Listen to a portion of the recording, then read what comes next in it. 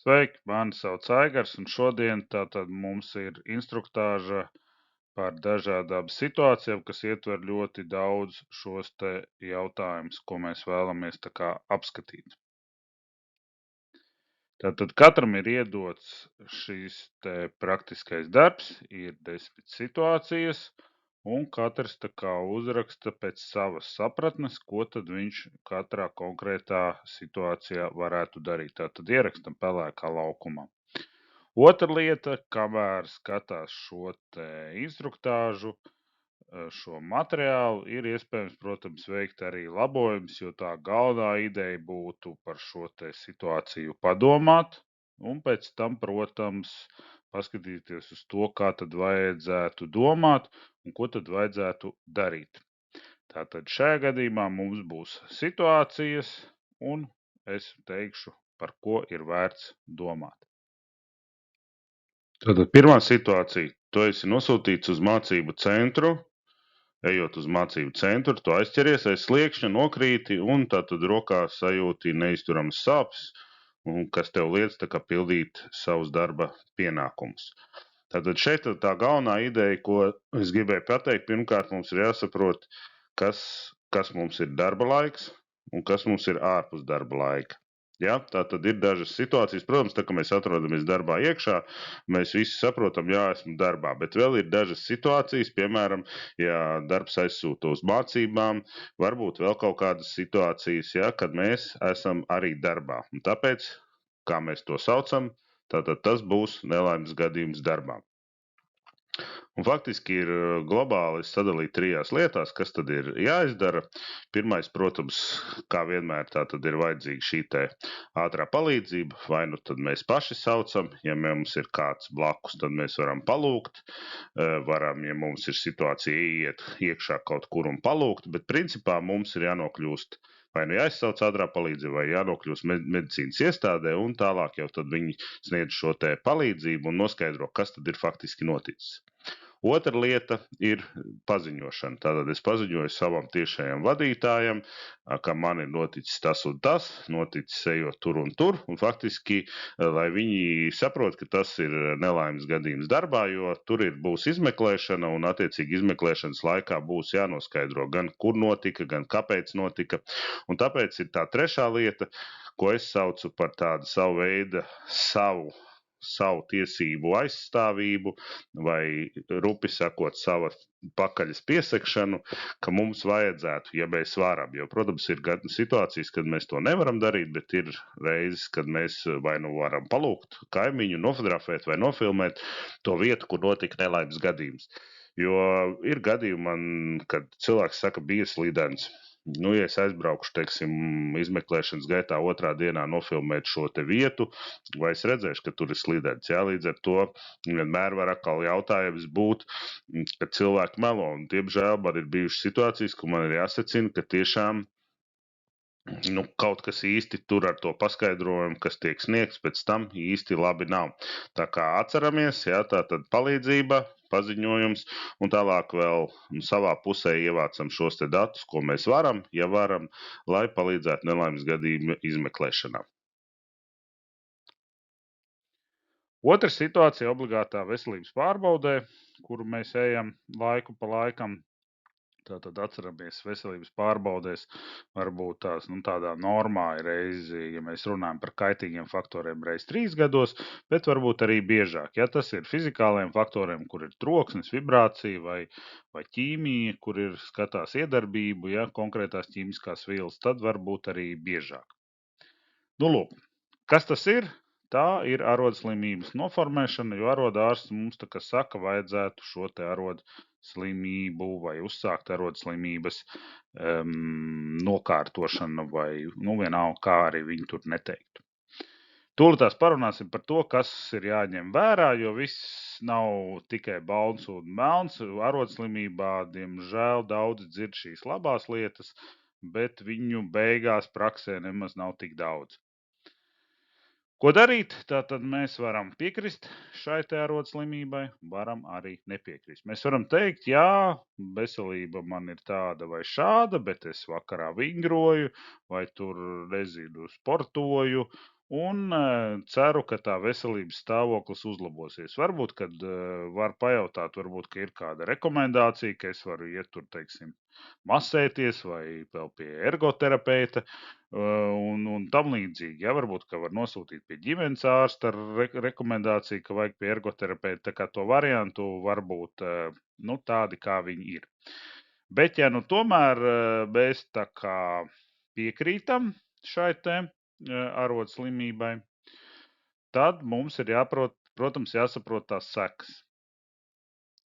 Tātad, ja mēs piekrītam un daudziem liekas, ka viņš tur tā fiksi nokārtos, atnesīs dokumentu un viss būs kārtībā. Diemžēl reālā dzīve rāda, ka tā nav, un arī formālā puse. Tātad, tad, kad notiek arodu izmeklēšana, tad notiek divi procesi paralēli, mēs tā drīkstam teikt. Tātad viens ir šī medicīniskie pierādījumi, tātad tajā pusē, tur, kur arodārsts un vēl visādi izmeklējumi, tātad līdzīgi mēs tā kā vēl citas reizes mēs vācam šo dokumentālo pierādījumu, jā, kas varētu pateikt, jā, attiecīgi ir kaut kādas izmaiņas organismā un attiecīgi tas varētu, jā, būt iegūts darbā un tas varētu būt kā arodslimība. Jā, varētu būt arī citi varianti, jā, jo mēs zinām, ka ir arī invaliditāte, bet tas ir cits, atceramies, arodslimība, cits process, invaliditāte, bišķiņ cits invaliditāte ar sadzīvē iegūtām lietām, ja, ko mēs sadzīvē kaut kādas lietas esam sabojājuši veselībai, savukārt arodslimība būtu precīzi jau tad darbā kaut ko, ja mēs, teiksim, ilgstoši sēžam vai ilgstoši stāvam, mēs varētu sabojāt muskuļus, tas pats mugurkaulu, arī tas pats saistībā ar smagumiem. Ja visu mūžu braucām traktorā, varbūt ir vibrācijas slimība, varbūt trokšņi. Tā kā tās situācijas var būt dažādas un konkrētā brīdī. Un otra lieta, ko cilvēki aizmirst, tas ir šis higiēniskais novērtējums. Tas nozīmē, bez viņa nekas nenotiks. Tātad valsts darba inspektors rakstīs uz uzņēmumu vai iestādi, ka tādā un tādā datumā viņš ieradīsies un viņš runās gan ar šo, kas tā kā to arodslimību kārto, ja, jo viņam ir jāsaprot, ko viņš darīs.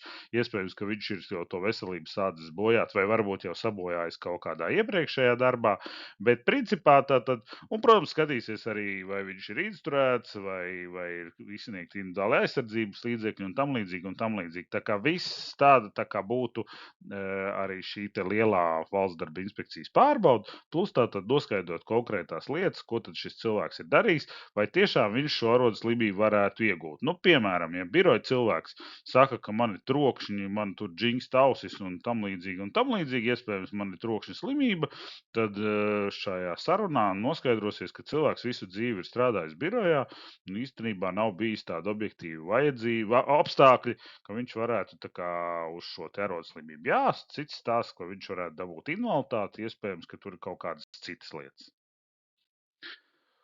Otra lieta, tad, ja pieņemsim cilvēks dzird, ka arodslimība ir ļoti izdevīga, es šeit izšķīru, protams, dažādas lietas, sākam ar pozitīvām lietām, tad, protams, visi zin, kad ir šīs te slimības pabalsts, viņš ir atkarīgs no šīs te darbspēju zudības, cik tad cilvēks ir pazaudējis šīs te darbspējas, ja tad ir procentuāli, to var arī noskaidrot.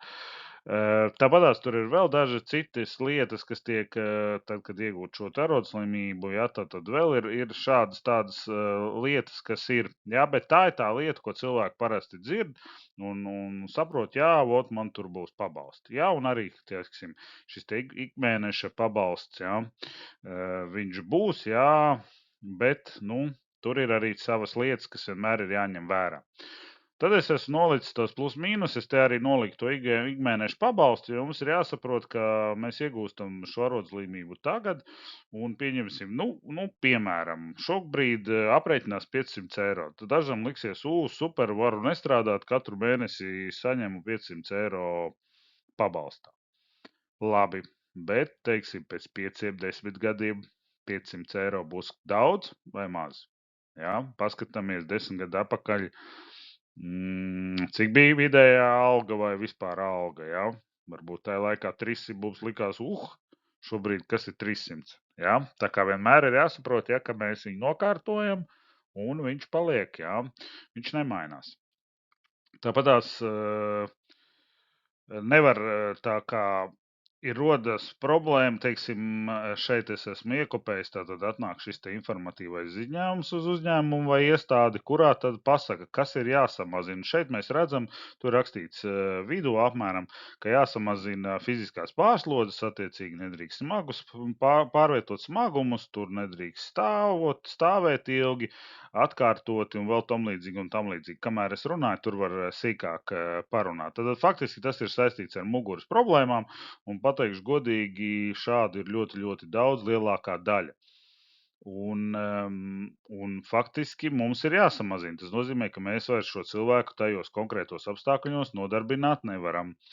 Tātad faktiski valsts ir paredzējusi divus scenārijus. Viens ir, ka mēs viņam dodam tādus apstākļus, kur nav vairs šī te problēma, viņš nebojā savu veselību. Parasti tas ir ļoti, ļoti mazs procents, ka kaut kādu tādu amatu var atrast, jā, kāds jau varbūt kaut ko tādu var sameklēt, bet, teiksim, uzņēmumos, kur ļoti specifiski darbi, tas ir diezgan nereāli. Un tad otrs stāsts ir, ja jau reiz veselība bojājās, tad cilvēks vairs nevar strādāt, un tad no cilvēka ir jāatvadās. Tā kā vienmēr ir jāsaprot, ka, ja būs arodslimība, būs šis te jautājums, kā jūs vairs konkrētos apstākļos, jo nosacīti šie kaitīgie faktori, kas tad tajā darbā ir bijuši, ir sabojājuši veselību, un vairs nedrīkst strādāt. Jā? Tas valstī tā ir paredzēts, ja tas ir pabalsts. Tas nozīmē, ka tas ir kā kompensācija tam, ka jūs esat sabojājis veselību, un tas nav tā, ka es strādāju darbu un saņemu vēl pabalstu. Tā pamatā tas īstenībā nav paredzēts. Protams, tātad, kā jau es teicu, lielākoties mēs šo darbu vairāk nevaram, tad mūs faktiski atlaiž. Otrs, mums šī arodslimība visu laiku stāv, un attiecīgi mums ir atceramies pirmreizējā veselības pārbaude, kur mēs ejam, un tur parādās, ka mums ir arodslimība, un padomājam, ja mēs ejam pie jauna darba devēja, un ir, teiksim, 2 vai 3 vai 4 kandidāti, un vienam ir arodslimība, un 2 nav, kuru viņš izvēlēsies, jā. Un tāpēc man pat praksē ir bijuši ļoti daudz cilvēki, kuri ir izgājuši, jā, baigi pirmā brīdī ir priecīgi, tur būs pabalsts tāds, un tad redz, es vēl dabūju to vienreizējo pabalstu, un baigi forši, un pēc tam ir liela lūpa, jā, ka kā tā, ka mani atlaiž no darba, es vairs īsti jaunu darbu atrast nevaru, pabalsts nav nemaz tik liels, cik es cerēju, un situācija ir diezgan bēdīga. Tā kā katrs pirms pieņem to lēmumu, arī es varu, teiksim, noskaidrot šo te informāciju, pazvanīt man vai noskaidrot, kad Aigars ir klātienē. Es vienmēr esmu godīgs, nevienu neesmu ne piespiedis, ne atrunājis. Es gribu, lai katrs zina precīzi to laukumu, jo šodien mēs tā kā visu neizrunājam. Tā tad ir Bisafe Latvija, tātad YouTube kanālā var pastīties lielāku to tikai par šo te arodu slimību. Tur ir vēl šādas tādas citas specifiskas lietas pateikt, tā kā to var droši izmantot. Un ja ne, tad pazvanīt man, pateikt godīgi, Aigar, tāda un tāda situācija, es gribu to un darīt man tā vai nedarīt. Un saliksim galvas. Protams, atceramies, ka ja tiešām cilvēks sabojā veselību tā, salauž muguru, ka viņš vairs atlikušo dzīvi nevar neko strādāt, jā, tam tas ir 100% paredzēts, mēs kārtojam, teiksim, arodslimību, iegūstam pietiekoši lielu pabalstu, vismaz uz to brīdi, kā mēs noskaidrojam, jā, un tālāk jau tad viņš nevar darboties, vai, ja viņš meklē darbu, tad jau meklē kaut kādu varbūt samazinātu darba laiku, teiksim, stundās vai kaut ko tam līdzīgi. Tā kā katra situācija ir diezgan individuāla. Tad trešā situācija - darba pienākumu pildīšanai ārpus telpām, un šeit pievēršam uzmanību ārpus telpām. Mums ir nepieciešams elektroinstruments. Ja tā viņus sauc, tas var būt tās jebkurš instruments, ko mēs turam rokā un kurš tiek darbināts ar elektrību. Tā mēs to varētu nosaukt. Līdz ar to mēs dodamies uz veikalu nopirkt vai iznomāt, un šis ir tad stāsts vairāk par to, ka mums kaut kādās ārkārtas situācijās ir vajadzīgs. Ja mēs, protams, ikdienā mēs viņus tur iegādājamies un tam līdzīgi, bez šīs būtu tur pēkšņi saplīsa vai pēkšņi mums darba pienākumu vajadzībai viņš tāds ir nepieciešams, tad mums ir jādodas dabūt šo te elektroinstrumentu.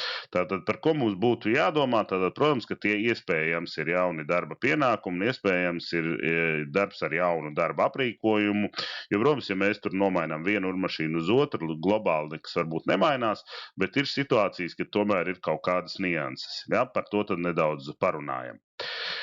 Ko būtu jādomā tādās lielās blokos? Tad, protams, varētu būt izmaiņas darba aizsardzības instrukcijā. Ja mēs iegādājamies nedaudz savādāk, mūsdienās, piemēram, varbūt mēs lietojam instrumentu bez lāzera, tagad ir kaut kas ar lāzeru stariem, kuriem tur kaut ko pēta un vēta.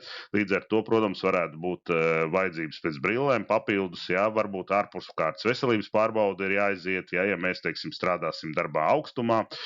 Šis nebūs tas gadījums, bet principā, ja mēs tur pēkšņi iegādāsimies vai izdomāsim trepes vai vēl labāk pacēlā, ja mēs kaut ko veiksim ārpus telpām, ja, tad, protams, mums būs arī obligātā veselības pārbaude jāiet ārpus kārtas, ja, un tāpatās par individuāliem aizsardzības līdzekļiem varbūt kaut kādas brilles, cimdi, tas. Un tāpat vēl šī speciāla apmācība. Tā kā principā tāpēc ir svarīgi, tad, kad kaut kas tāds notiek, un man saka, kad es braucu, tad faktiski gan šim, kurš dod uzdevumu, gan tas, kurš brauc, ir jāsaprot, kad tas viss nes līdzi arī kaut ko. Diemžēl, kāpēc es šo runāju, jo parasti tiek iegādāts, neviens nevienam īsti neko nepasaka, vajadzēja, mums bija tāds uzdevums, bija tas un tas jāizdara, un tad notiek, protams, nelaimes gadījumi, un tad sākās, ka jā, redz, mums ir jauns aprīkojums, jā, mēs nevienam neko nepateicām, un līdz ar to ir ļoti grūti pēc tam atpakaļojoši kaut ko sakārtot. Tā kā, principā, mums ir jādomā uz priekšu un labāk pateikt, it sevišķi tas, kas atbild par darba aizsardzību, ka jā, mums ir tāda vajadzība un iespējams.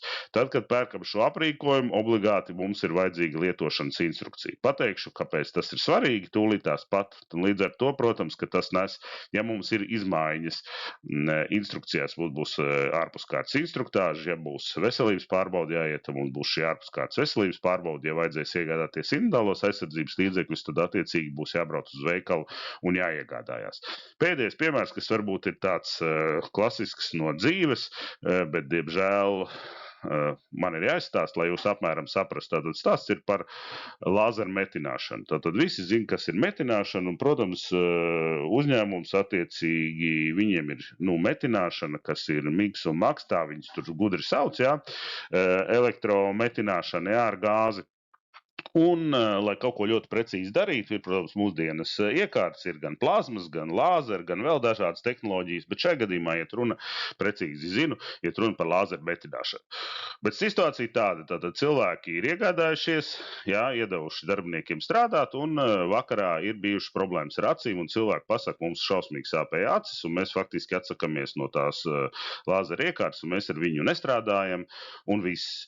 Un tālāk jau griežās pie Aigara, un Aigars, kurš ir pēdējais, diemžēl devis pirmais, viņam prasa, Aigar, pagad pastāstīja, kas notikās, kāpēc cilvēki sūdzās, kāpēc viņi atsakās ar šo te it kā labu aprīkojumu, jo lāzera metināmais ir kaut kas, jaunā paudze, ja, tā mēs varam teikt.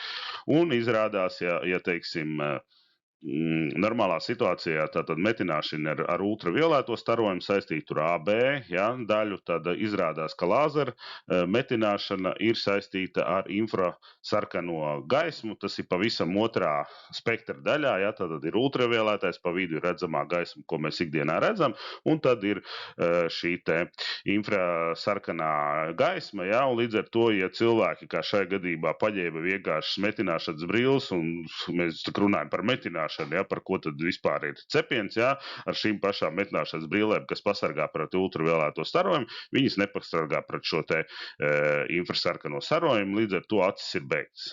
Attiecīgi, kāds ir risinājums? Tad, ja mums ir instrukcijas, izlasu, ka tie ir tur 1080 vai cik tajā gadījumā bija nanometri, es saprotu, ka tas nekādā gadījumā nav ultraviolētais starojums, un attiecīgi mēs ejam uz veikalu, mums ir zināms cipars, un mums ir tātad jāatrod brilles, kuras pasargā konkrēti no šāda te starojuma, kas ir 1080 nanometru starojums. Un viss, attiecīgi iegādājamies pareizās brilles, un normāli darbs notiek. Tā kā tādā veidā, tā ir reālā dzīve, kāpēc tas ir svarīgi. Protams, kad ir kaut kāds reizes, kam vispār varbūt tās tajā brīdī nav tik svarīga nozīme un neko faktiski nemaina.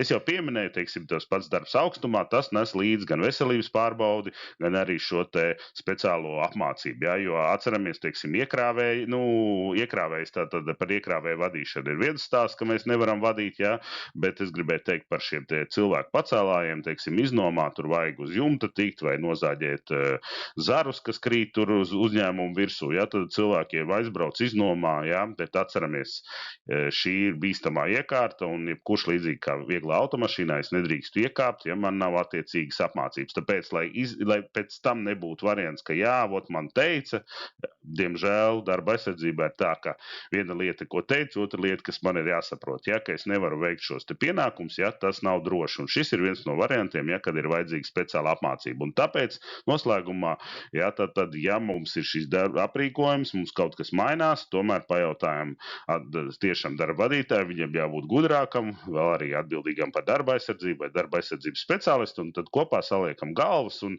saprotam, ir kaut kādas izmaiņas vajadzīgas vai nav, lai viss būtu droši un nebūtu pēc tam kaut kādas problēmas. Nu, ko es šeit esmu uzzīmējis, jā, tātad atceramies, tā ir piktogramma, un tie ir individuāli aizsardzības līdzekļi. Tādā veidā tiek apzīmēti individuāli aizsardzības līdzekļi, un to tās mēs parunāsim sīkāk. Mēs šeit redzam gan piktogrammu, gan vēl šo te kodējumu. Jā.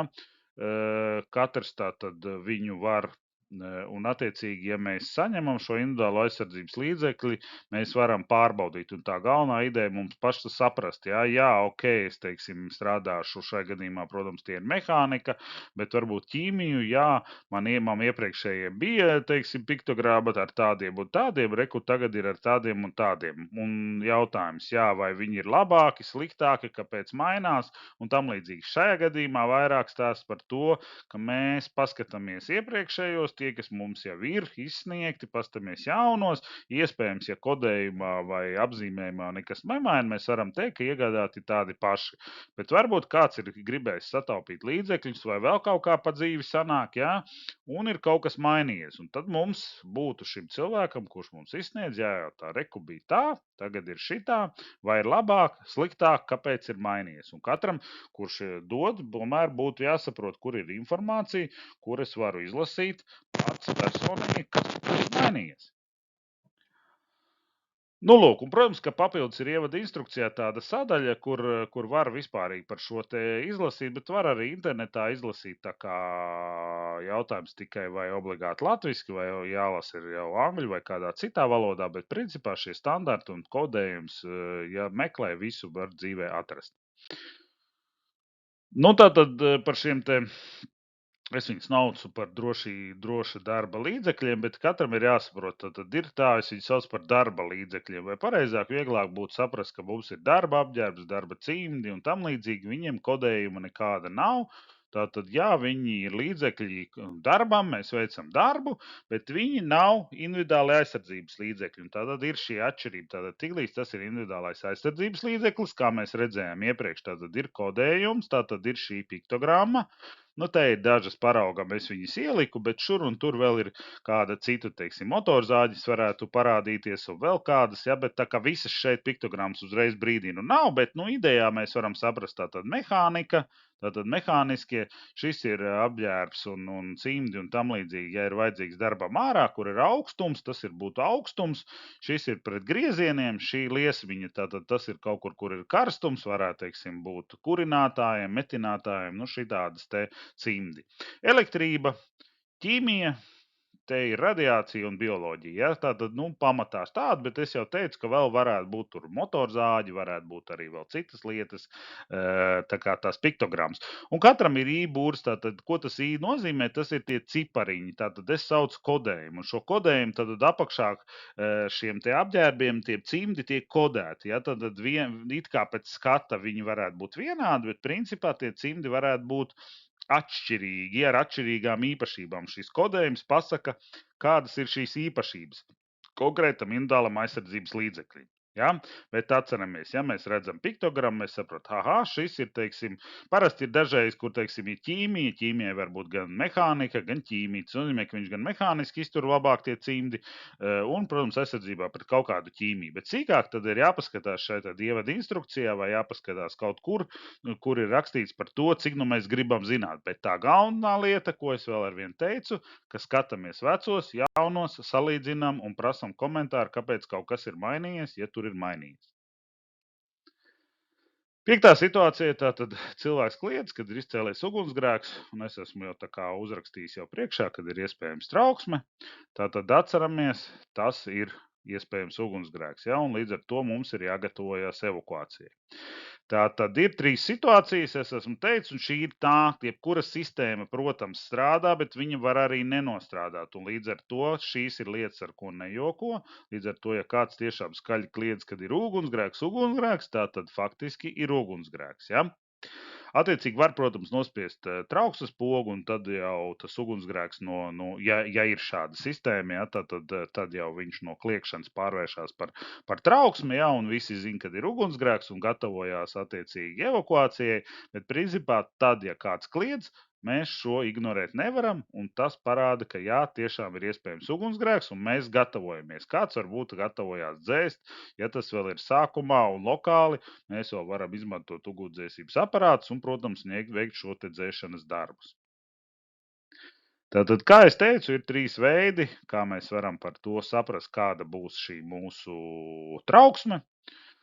Tātad viens ir labākais, to sauc par balss izziņošanu. Parasti pie griestiem ir gan detektori, gan skaidruņi. Tas nozīmē, ka būs balss izziņošana pēc noteikumiem 3 valodās. Tiek pateikts, ka ēkā ir izcēlusies ārkārtas situācija un ir nepieciešams evakuēties. Bet tas ir tādās ļoti lielās ēkās, jā, lielveikalos mūsdienās un lielās biroja ēkās un iespējams arī lielās kaut kādās citās ēkās. Ja? Bet tas ir pēc noteikumiem pie noteikta kvadratūras un kubatūras, kad šādas sistēmas tiek ievietotas vai viņas tur atrodas. Otrs ir vispopulārākais, to, ko mēs saucam par trauksmes sirēnu. Es tā noteicu, tad pie griestiem mēs redzam tikai baltus detektorus, un mēs zinām, ka būs trauksme. Tā kā tāds glābējs zvans no stundas, to visi zina, tāpēc tas ir visbiežāk sastopamais un vispopulārākais. Un trešais ir, kurš īsti pēc noteikumiem vairs nav pieļaujams, ja mēs zinām, ka noteikumi nosaka pat privāti mājās un dzīvokļos, kad ir jābūt šim te portatīvam detektoram. Tas, ko es tikko iepriekš teicu, tam baltam pie griestiem. Jā.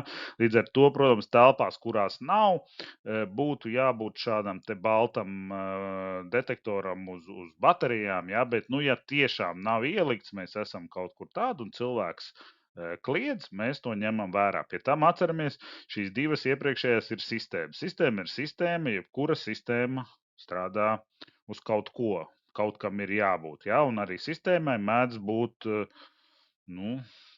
negribās krieviski teikt šobrīd, bet tādas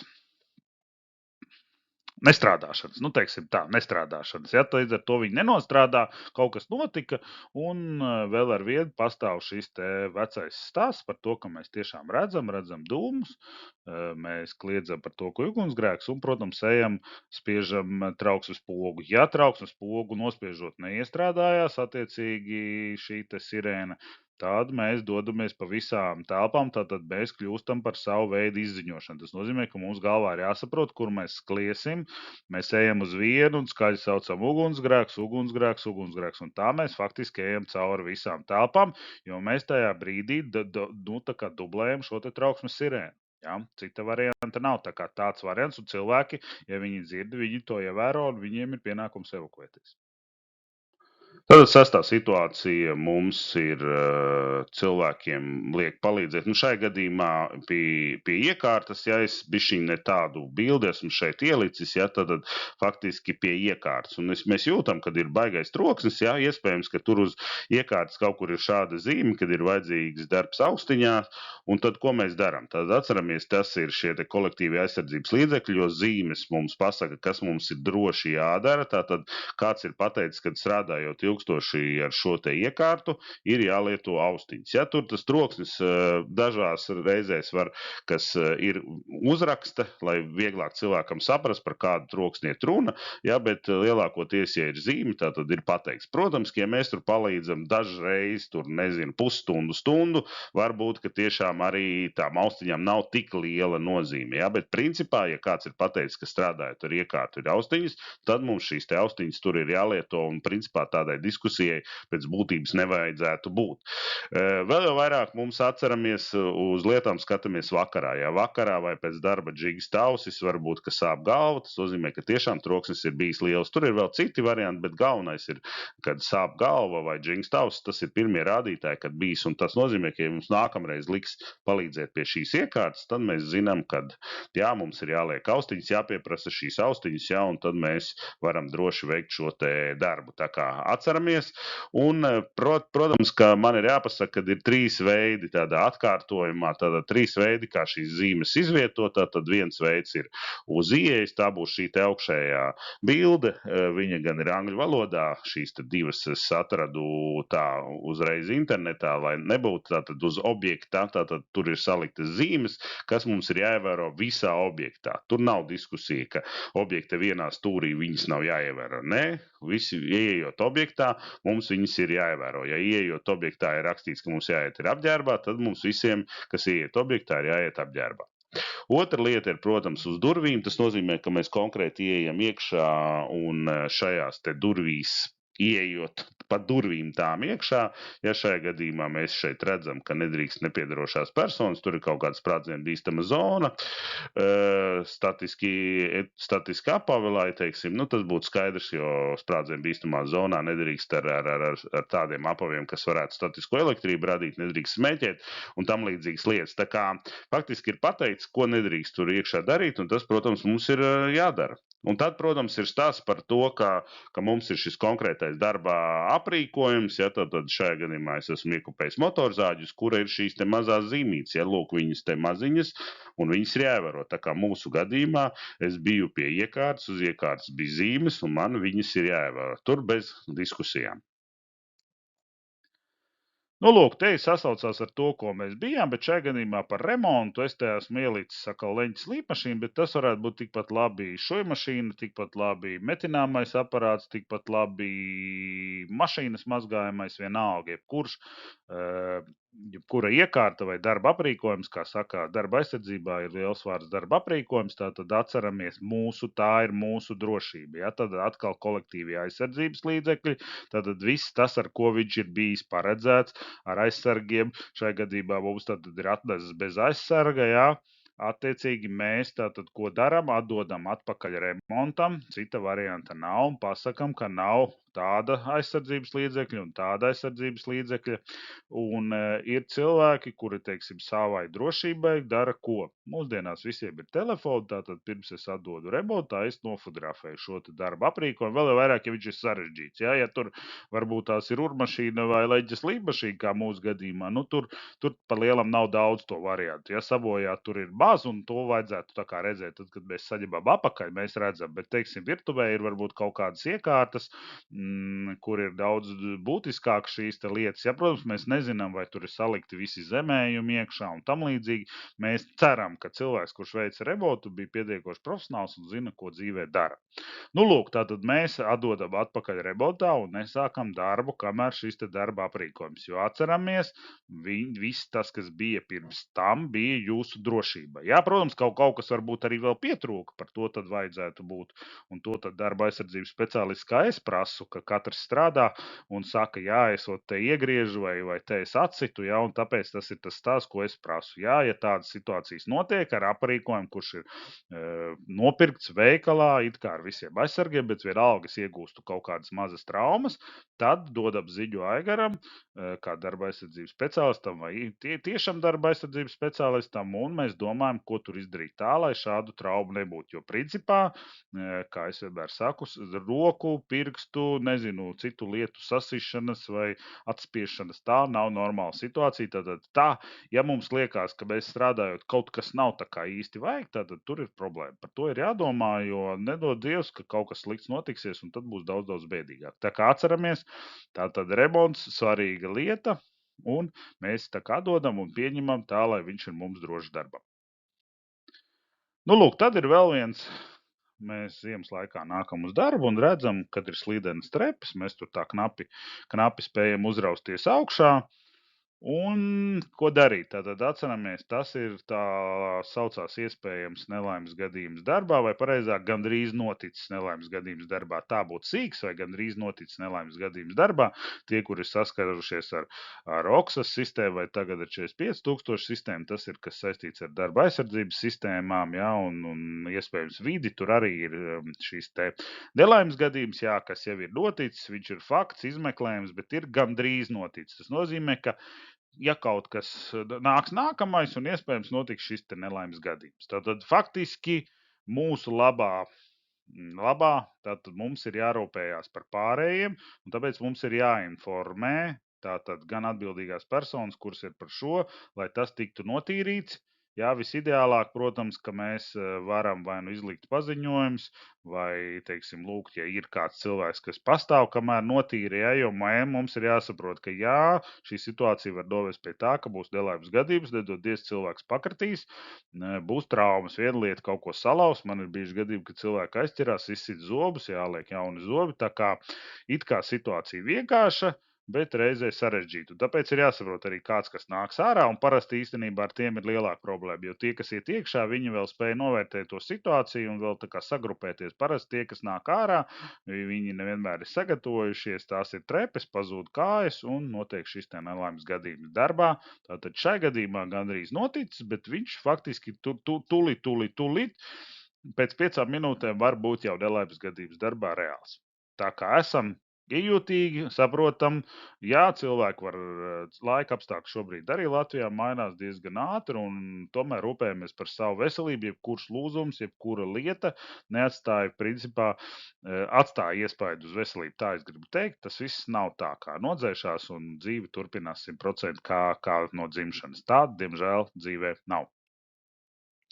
Tad 8B situācija ir tātad bildītē, kuru mēs varam atrast kaut kur, un šajā gadījumā tas būs uz iekrāvēju, un tas nozīmē, ka mums ir jāprot strādāt droši ar darba aprīkojumu, šai gadījumā smaguma pārvietošanas aprīkojumu, un atceramies, jebkuram smaguma pārvietošanas aprīkojumu, vai tas ir rohla saucamā, vai palešu rati, vai iekrāvējs, kā mēs jau redzam šeit, vai pastīsimies tālāk dažāda veida celšanas mašīnām, tā varbūt mēs viņus varētu nosaukt, ir šīs te slodžas tabulas vai smaguma celšanas tabulas, saucam kā gribam, un tur ir pateikts divas lietas, tātad kā mums ir jānovieto šis te smagums pareizi un cik augstumā, kā mainās augstumā šis te smaguma centrs. Un video YouTube var paskatīties, ir tādi skaisti video, kur ar iekrāvēju ir ielikts iekrāvējs, un viņā vidū ir ielikta šī te nosacīt, mēs varam teikt, smaguma centra bumba,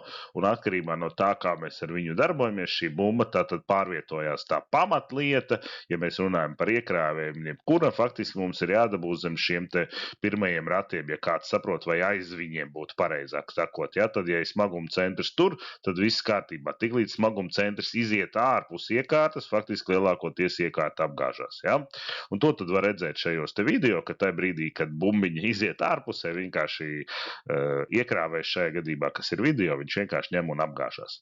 Līdz ar to tātad šīs te schēmām ir jābūt, viņas ir jāpārzina, tad mēs arī saprotam, un arī iegādājoties, mums ir jāsaprot, kādu aprīkojumu mēs iegādājamies, ar kādu celtspēju. Ja mums, teiksim, ir viena lieta 3-metrīgos plauktos celt, otra lieta ir 6-metrīgos plauktos celt, jā, un kā droši to izdarīt, lai, protams, iekrāvējs to varētu izdarīt. Atceramies, tad, kad iekrāvējs jau ceļ smagumus un sāk pacelties aizmugure, tas nozīmē, kad ir pāri šai te slodzē, jā, un līdz ar to šādi aprīkojumi ikdienā nav paredzēti pārvietošanai. Ja?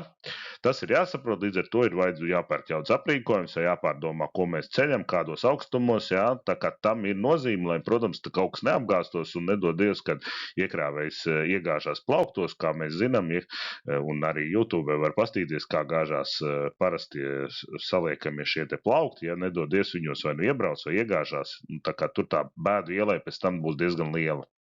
Nu, lūk, un, protams, ka te ir tās lietas, kas mainās, un atkarībā no tā, un, protams, ne tikai kā mēs šo smagumu liekam, un atceries, mums viņš jāliek ir precīzi pa vidu, maksimāli pa vidu, jebkurā gadījumā, ja, jo jebkurā gadījumā, ja arī mēs kaut vai spalešu ratiem viņu noliksim uz vieniem sāniem, tad kaut kādā brīdī braucot ļoti asi, nogriežoties, vienkārši viņš apgāzīsies, ja vienā gadījumā apgāzīsies un varbūt sabojāsies prece, otrā gadījumā kādam uzgāzīsies virsū vai vēl kaut kas cits notiks. Tātad iet runa par šo te, kā mēs viņu novietojam, tātad uz palešu ratiem ir vieni nosacījumi, jā, teiksim, ja mēs izmantojam iekārtas, tad nosacījumi ir nedaudz citi. Paskatāmies divus piemērus.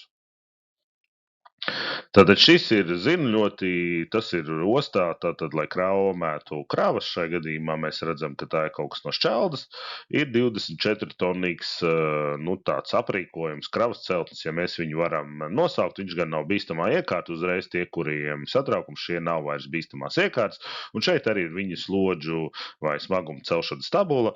Es neesmu apakšpusī iekopējis, jo, principā, ja viņi strādā ar kuģiem, ja, tad ir arī apakšā tikpat liela tabula, kurā ir pateikts, ja, kad, kā viņš var izņemt no kuģa vai ārā šo te.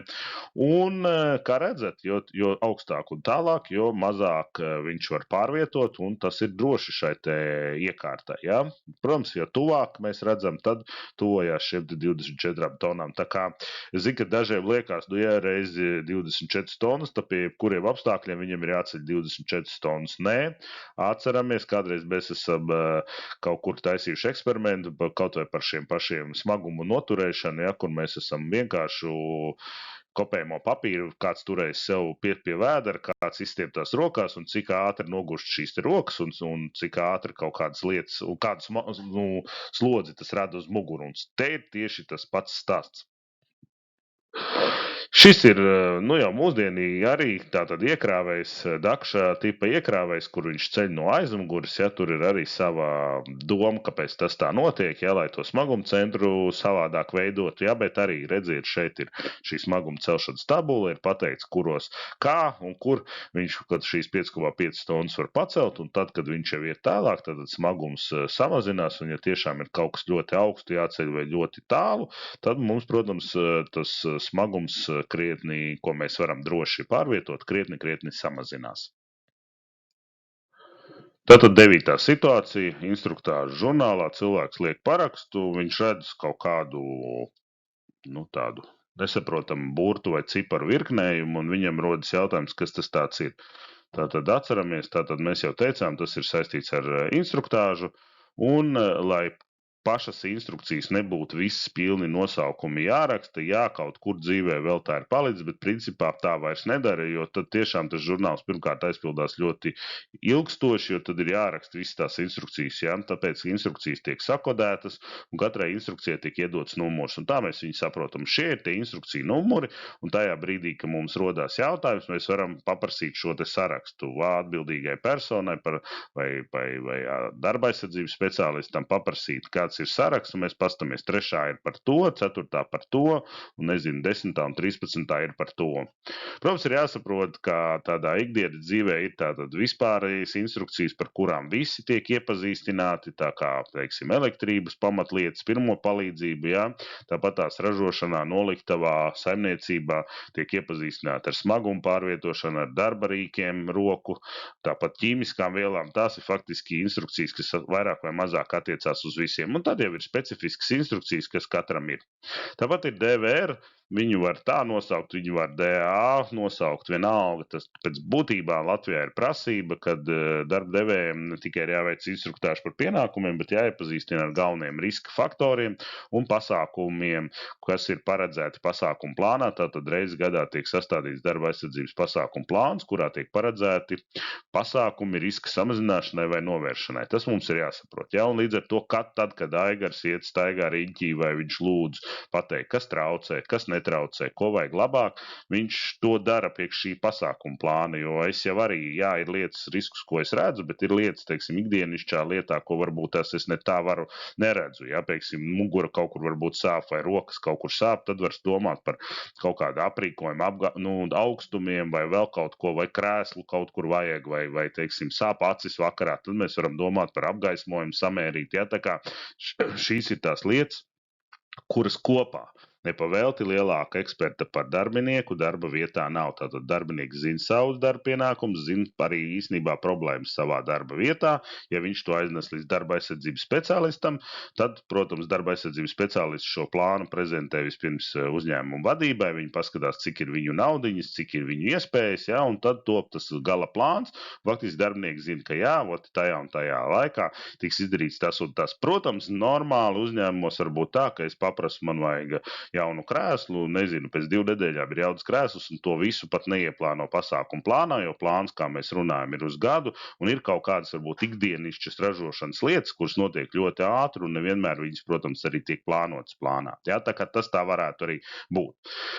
Un vēl noslēgumā, kas tur varētu parādīties, kas dzīvē, tādi saīsinājumi, lai jūs zinātu, RP, tas ir rīcības plāns ugunsgrēka gadījumā, varbūt, ka parādās, ja mēs taisam mācības, tad varētu būt rīcības plāns kur parādās OVP, tas ir obligātā veselības pārbaude, ir uzņēmumi, kuri neizdod rīkojumu speciāli šim te pirmreizējām veselības pārbaudēm, bet ieraksta šajā te ievada instruktāžā, ka ne tikai ir veikta ievada instruktāža, bet cilvēkam arī ir izsniegta, vai viņš nosūtīts šo pirmreizējo veselības pārbaudu, un ja būs jautājums, vai viņš saņēma, viņš tajā brīdī parakstoties gan par instruktāžu, viņš parakstās uzreiz automātiski arī par to, ka viņš šo karti saņēmis. Tādā veidā var lieku birokrātiju samazināt un vienkārši pateikt, jā, mums speciāli rīkojumi nav, bet mēs to darām caur šo te instruktāžu, ievada instruktāžu žurnālu.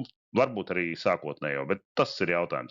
Tāpat par ISO varbūt tās, ja tad cilvēki tiek iepazīstināti ar kaut kādiem kvalitātes jautājumiem, varbūt tās IT drošība, varbūt personas datu drošība. Ja tā kā ir kaut kādi saīsinājumi, viņi kaut kur parādās, tad droši vajag izlasīt, kas tie ir, un pajautāt, ja nav skaidrs, lai faktiski tajā brīdī, kad es uzlieku parakstu, es arī uzņemos atbildību par šīm te lietām. Tas katram ir jāsaprot. Ja tā tad uzliekot parakstu, es kaut kādas lietas apsolos darīt droši un esmu ar viņām iepazīstināts.